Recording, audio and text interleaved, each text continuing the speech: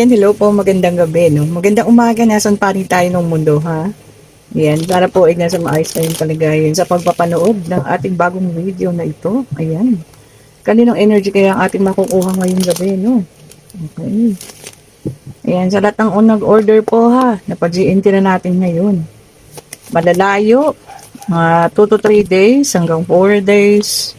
Malalapit, baka bukas andyan na, ha? So, check na lang.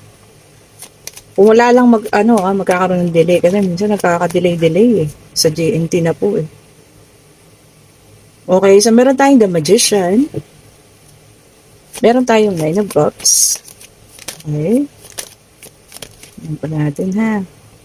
And then, meron tayo ditong Knight of Pentacles. Ayan.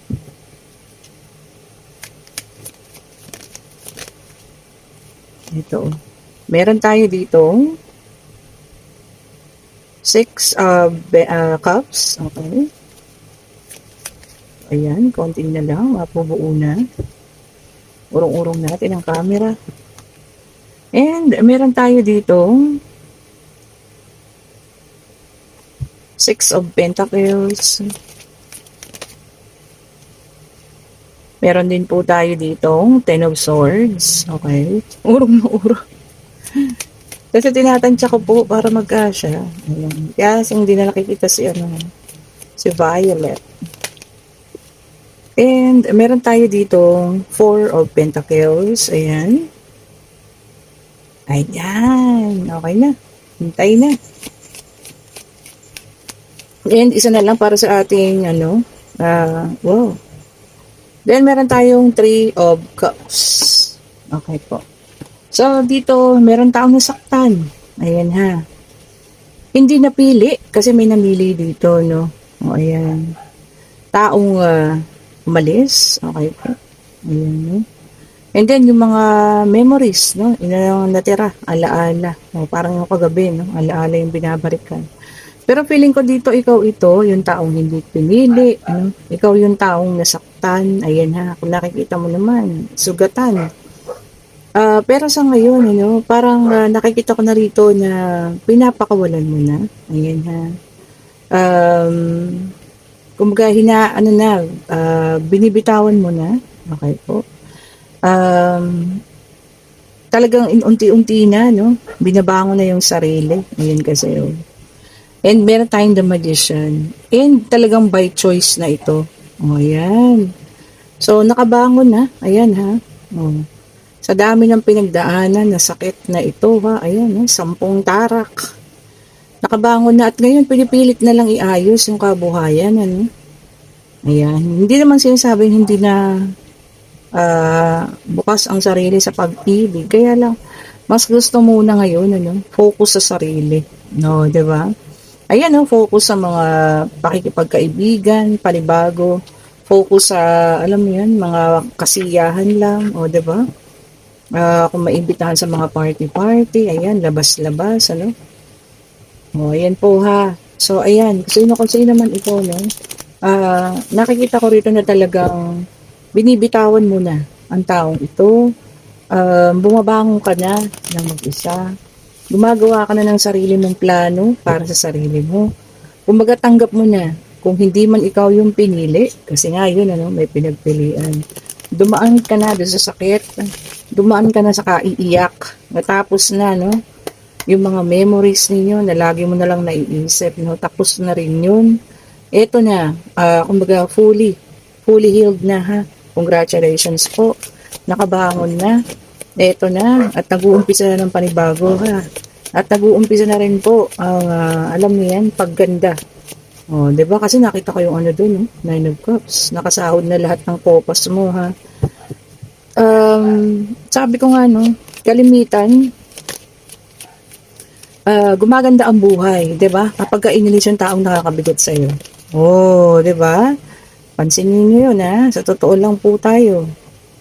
And then meron tayo ditong water sign naka-reverse, the Death card. Oh, ayan ha. Cancer, Scorpio, and Pisces. Okay.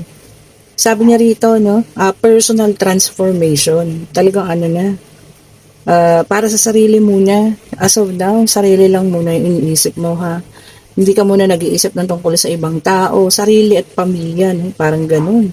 Then, meron tayong the moon, naka-reverse ulit, water sign ulit siya, oh. Oo, sabi rito ha, releasing of emotions. Oh, tama. So, talagang nire-release mo na galit, hinanakit, kung ano man yan ha. Talagang totally naalis mo na to sa ano mo, sistema mo. Oh, releasing of emotion. Ang ganda, no? Hmm. So, kung sino man ito, no, na talagang marami siguro yan, ano, sa ngayon, yung nakakaano talaga, relate na, nasa pagbangon na. Nasa talagang ando doon nga sa healing stage.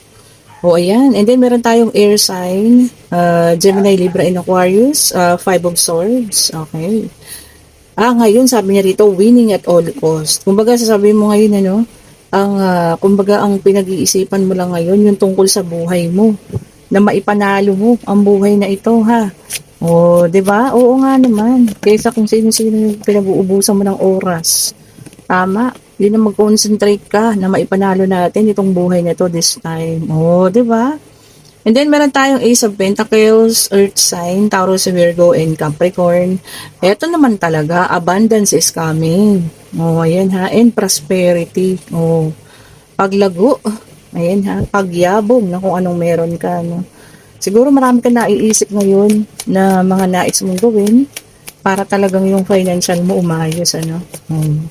Baka nung iniwan ka kasi, yung naiwanan ka, pati financial mo nawala din. O, diba? Naubos. O, diba? Talaga naman, may mga ganun pong pangyayari ha. O, totoo po yan. Mag-comment kayo dyan. Kasi ang dami ko nababasa sa comment section. Talagang pinirahan sila, inubos yung meron sila. O, di po ba? O, kaya ngayon, nag-uumpisa ka, talagang concentrated ka, no? Sa pag-ayos ng buhay mo. And then, meron tayong the world. Ito para sa iba naman ha. So, meron tayong water, air, at saka earth. Ayan. O, sabi rito ha, na celebration of life. Ayan. So, kung ano itong mga celebration natin sa buhay ha. Pwedeng yung, eto na nga, pag-alis natin sa mga ganitong sitwasyon. I-celebrate mo yan. Oo, no. Kain ka masarap. Or pagkakaroon ng maayos na pamumuhay na sa ngayon kaysa sa dati. O, di ba yung ngayon sinasabi nila, no, malayo pa, pero malayo-layo na. O, di ba? Yung mga ganon. Yun yung mga small wins natin, ano, na dapat din natin sineselebrate. Kahit ikaw lang, or kasama mo yung pamilya mo, no, small joys. O, di ba? Yung ikaw ay magkaroon ng achievement, no? Kahit maliliit man yan. O, kasi pinaghirapan mo yan. O, di ba? And then, meron tayong the justice, air sign. Ayan, ha? And sabi niya dito, no, equality and fairness. Oh, ayan.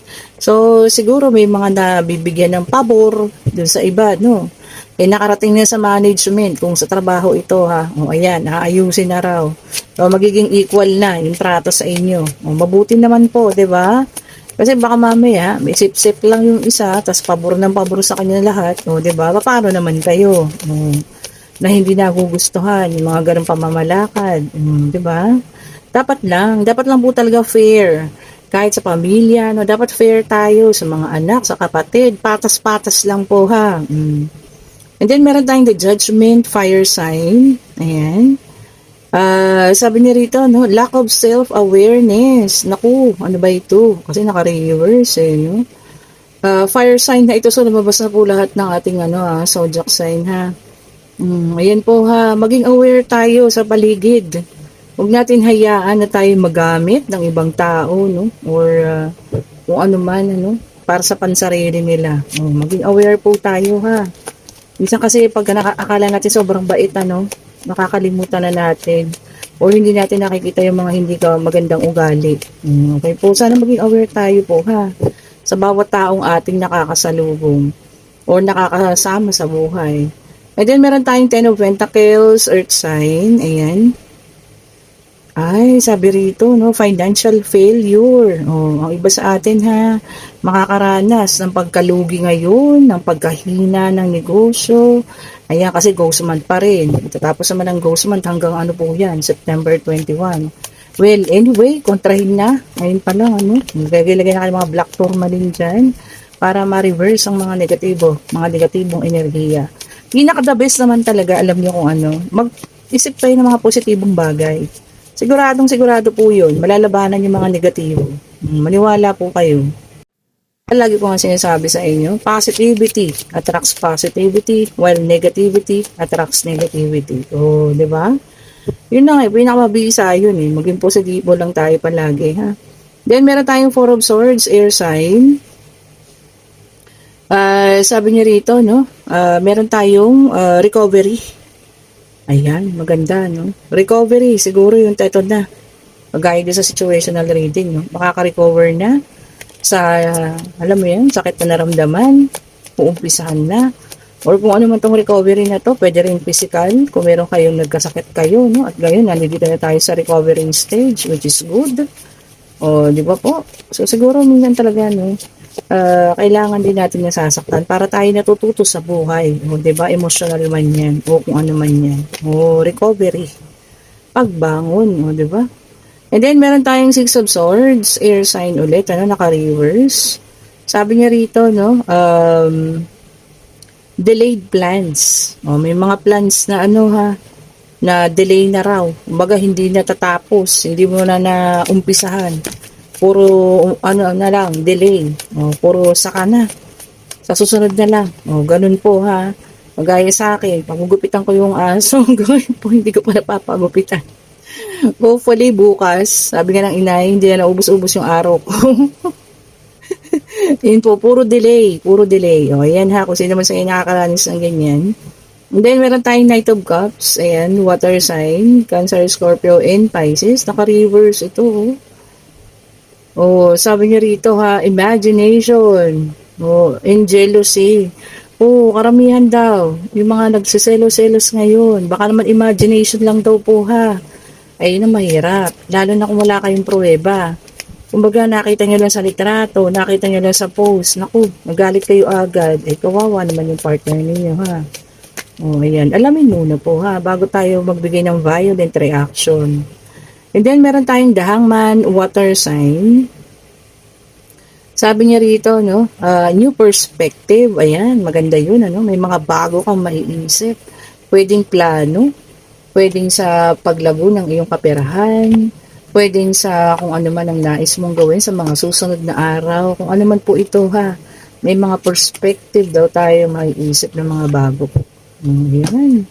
Okay, kinuha ko pa itong asing isang deck of cards. Ayan ha. Tignan natin.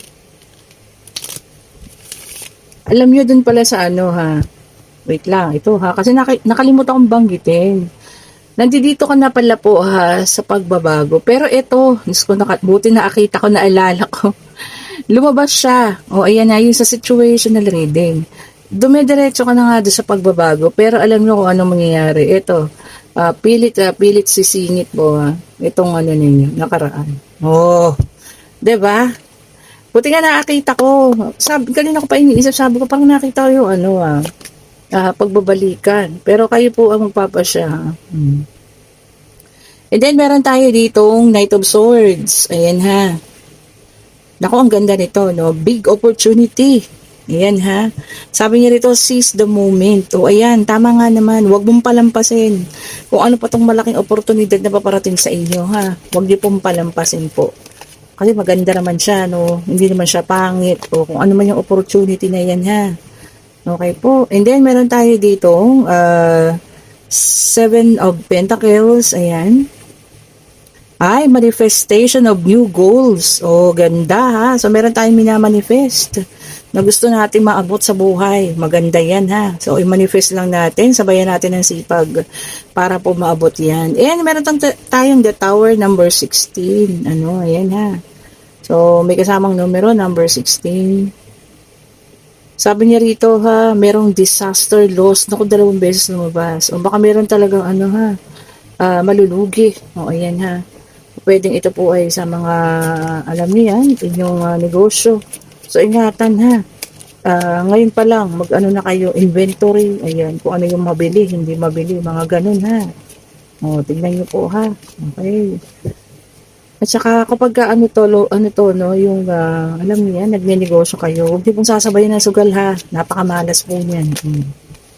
Totoo lang. Kasi alam niyo yun, yung inyong puhunan na itataya niyo sa pansugal. O aminin, aminin yan ha. Totoo lang po tayo. Sabi ko nga, straightforward ako magsalita eh. Sa totoo lang po yan. And then meron tayong King of Pentacles, ayan. Sabi niya rito, no, yung iba naman sa atin, ang gusto talaga ngayon maging stable and secure. Oh, stability and security. Oh, ang ganda ha. Sino ba namang hindi? Oh, 'di ba? Parang lahat naman yung gusto talaga yung unahin. Oh, 'di ba po? Yun talaga ang gustong unahin. And then meron tayo dito, Five of Wands. Ayan. Ito hindi mapipigilan to ha. Magkakaroon ng aggression. Ayan, no, clashing of egos, sabi niya. So parang may magkakaroon ng may sagutan na magaganap ha. Pwedeng sa loob ng bahay ito, pwede pong ito ay sa trabaho ninyo. Okay? And the star, napakaganda, may number 17. So 16 and 17 po, mga numerong lumabas na. The star, sabi niya rito, no, healing, positivity, sabi niya ganun, ano, spirituality, sabi niya ganun, and everything that you ask for. O lahat daw po ha. O ano man yung hinihiling ninyo, hinihingi ninyo. O ayan, malapit na po, ibibigay niya talaga. O, 'di ba? Andiyan na ang ating the star. And then meron tayo ditong Seven of Cups. Ayan ha. Sabi niya naman dito, decision, sabi niya, no? Pagpili. Kasi sabi niya, choosing. Kasi nandoon nga yung pagpili, ano, choices. So, ayun po ha, meron tayong nais pagdesisyonan at meron din tayong gustong piliin. Kung ano man ito, no? Tao ba ito? Trabaho ba ito? Na pinag-iisipan ninyo, pinipili ninyo? O kung ano man po, bagay ba yan? O, diba? Pag-isipan daw pong pabuti ha, kung ano yung gusto yung piliin na yan. And, ating last sa deck of card, meron tayong Knight of Pentacles. Ayan ha. Sabi niya rito, finishing what you start. O ayun, tama-tama. Kung yung kanina puro delay, eto naman, panahon na raw para tapusin na natin kung ano man yung ating inumpisahan ha. So siguro totoo naman, baka meron tayong inumpisahan project, kasi ngayon hindi natin matapos-tapos. O umpisahan nyo na po ha. Ay oo, tapusin na, hindi lang umpisa, tapusin na daw. Okay, and kung gusto nyo, kung ano magtatanong na, ayan po ha, pwede na kayong magtanong, pwedeng pag-travel, pwedeng pag-ibig pangyayari, o kung ano man ha, basta answerable by yes or no. Ito na, kunin natin ang kasagutan. Okay.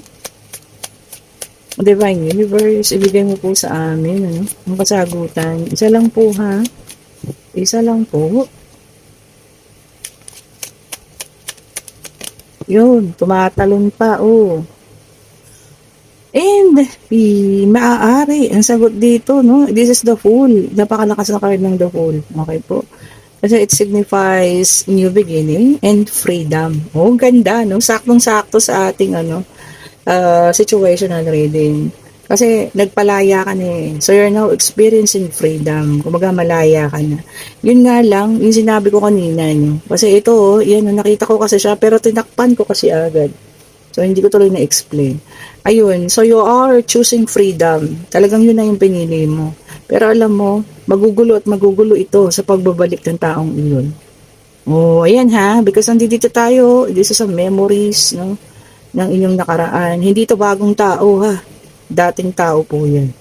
So, nandun ka na eh ha, nasa pagbabago ka na. Pero sabi ko nga, maaari pong yang magulo sa pagbabalik ng taong ito. Anyway, it's your choice. Sabi nga, no, dito kanina, puro pagpili. And also, decision, puro decision din. So, nasa sa inyo po talaga kung anong nais ninyo. Maging independent na, maging the Fool, maging magkaroon ng freedom, ano, magkaroon ng panibagong mga adventure, o kayo ay babalik sa dati. Okay? Nagpalaya ka na eh. So, maayos ka na eh, no? Eto ka na eh. So, eto na. Magbabalik. O, ayan ha. And kung nagugustuhan yung ating reading, pa-like, pa-share, pa-subscribe, hit the notification bell para lagi kayong updated sa mga bagong videos na nire-release natin. And ang gusto mag-order ng ating mga bracelet, ang ating mga evil eye, ayan ha. Kayo po ay mag-chat na sa akin. Maraming salamat po sa mga umu-order, sa mga nagtitiwala. Lalong-lalo na sa ating pabango, grabe. Talagang yung mga nila, manifestation, sobrang bango. Mas talagang alam niyo yung konti lang, na siya, powerful na yung amoy. Ganun po ha. At siyempre, yung may mga nakausap na dyan na matagal lang hindi nakakausap. Ayan. Salamat po sa inyong pagtitiwala. Ano. Salamat po lahat. And kung nagugustuhan niyo ulit ang ating reading ha, pa-share po sa lahat and pa-like na rin po. Salamat po sa mga bagong subscribers, sa mga datihan nga, sa mga bumabalik, sa mga kauna-unahan, sa malagi nangangamusta. Thank you so much po for watching. Have a great day po sa lahat. Ingat po sa pag-uwi ha, at yung mga papasok din. Bye-bye po.